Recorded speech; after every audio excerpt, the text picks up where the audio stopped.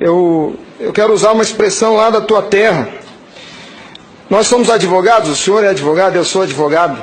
E quando esses cientistas falam da tecnologia da informação, nós ficamos mais perdidos que Cusco em procissão.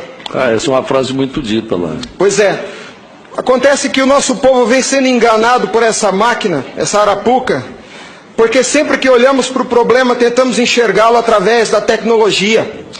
E na verdade, Excelência, nós temos que olhar para essa máquina com a luz da lei. Antes da ferramenta, deve prevalecer a ordem jurídica.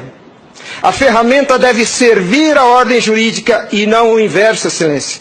Nós estamos vivendo uma inversão, onde a ordem jurídica é posta de joelhos diante da ferramenta. Por falar em colocar de joelhos, a conduta do ministro Gilmar Mendes em protelar por 2 anos o cumprimento dessa lei deu motivo ao impeachment, ao pedido de impeachment. E eu vou mais além. Me parece que, na verdade, a conduta dele configura o crime de prevaricação, porque se omitir na obrigação do ofício é prevaricação.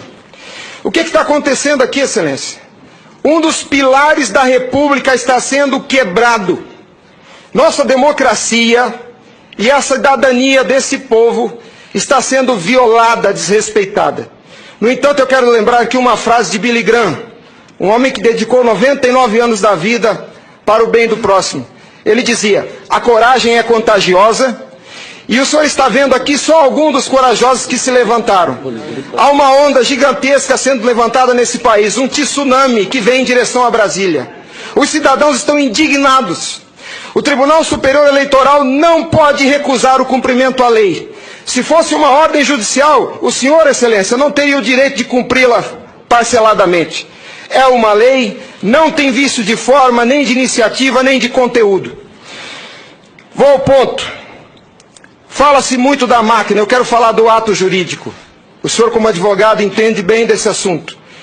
Somente o exercício do voto é secreto para garantir ao cidadão a liberdade de escolha. O ato seguinte, porque o processo eleitoral é feito de etapas, o ato seguinte é um ato administrativo.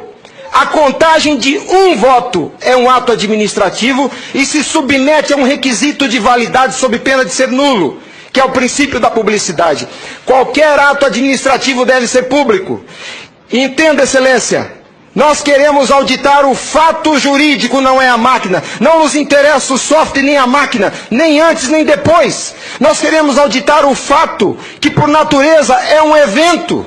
O evento se perde, por isso a necessidade de dar corpo físico ao fato da contagem do voto, para que se conheça, para que se cumpra o princípio da publicidade, porque a publicidade é erga omnes, é para todos os cidadãos, não é só para o eleitor que olha no visor. Essa contagem do voto deve ser feita para que todos os cidadãos tenham a oportunidade de fiscalizá-la. E não é a contagem de milhões de votos, é a contagem de um voto, de cada voto é um ato administrativo. E será nulo se não for público. Há vários princípios constitucionais que vêm sendo quebrados desde que essa arapuca foi inventada lá em 97.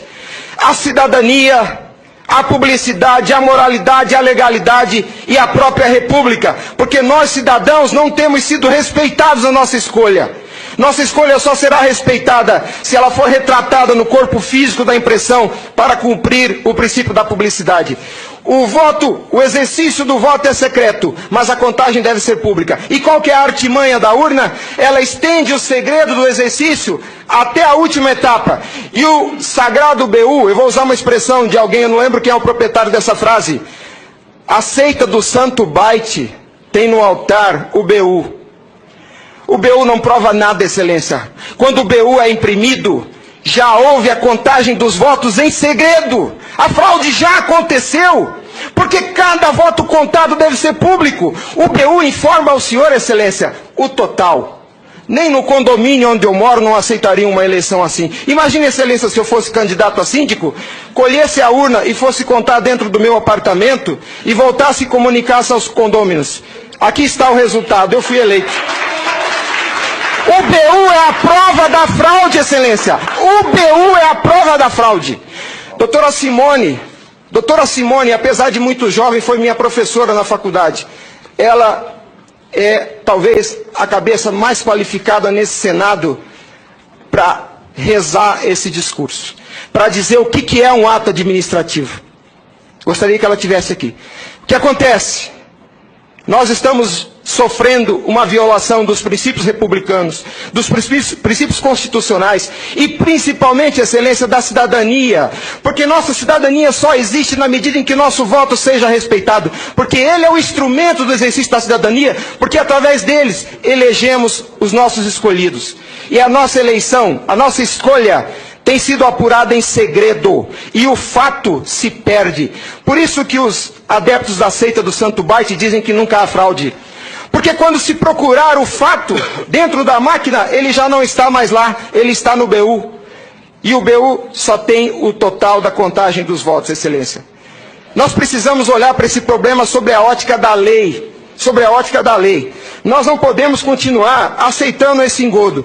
E a lei que os senhores votaram, com uma representação maciça da outorga popular, só os senhores têm legitimidade para representar o povo brasileiro. Só os senhores.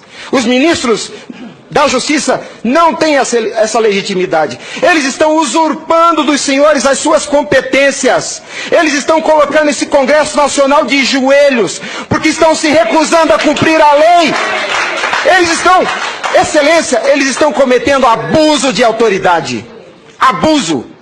Porque essa lei que os senhores votaram com 71% do Congresso Nacional, a derrubada do veto teve um peso de outorga popular maior do que as emendas à Constituição.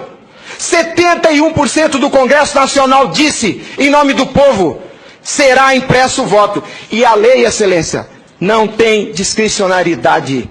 A lei não permite fracionamento. Fracionar o cumprimento da lei é um abuso, é uma violação, é uma teratologia. Não há possibilidade de se fracionar o cumprimento da lei. Imagine o senhor, se o senhor fosse sujeito passivo de uma ordem de Gilmar Mendes, se ele aceitaria ouvir do senhor o seguinte: ministro, eu vou cumprir sua ordem, um pouquinho a cada ano. Até 2050, Gilmar Mendes, eu termino de cumprir a sua ordem. Imagina que ele aceitasse isso do senhor. A lei não tem discricionariedade. Não é possível cumpri-la pela metade. Em resumo é isso, excelência. E por fim, o direito dos senhores, a sua autoridade como representantes do povo está sendo vilipendiada. E por quem? Vou dizer mais. Não é por juízes. Os ministros, quando sentam na cadeira do Tribunal Superior Eleitoral para administrar esse serviço público, que é a eleição é um serviço público, não é jurisdição, não é um ato jurisdicional. Quando eles lá, sentados em seus gabinetes, estão administrando o processo eleitoral, são administradores sujeitos aos princípios constitucionais, como qualquer agente do Executivo. A hibridez da Justiça Eleitoral tem confundido o povo. Mas a competência se dá, a função se dá em razão do cargo, não do indivíduo. Quando eles estão se desincumbindo do processo eleitoral, estão executando ato administrativo, não são juízes. E vejam o absurdo, excelência, um administrador público que por acaso usa toga, se arvoca o poder de desrespeitar a lei que os senhores votaram. Nossa república está à beira do abismo. Se os senhores não se colocarem em pé e defenderem a sua legitimidade da outorga e aceitarem esse abuso de autoridade, acabou a república, excelência. Acabou a cidadania. Então nós somos escravos. Nós seremos escravos se a nossa escolha e a lei que os senhores votaram não for respeitada. Obrigado.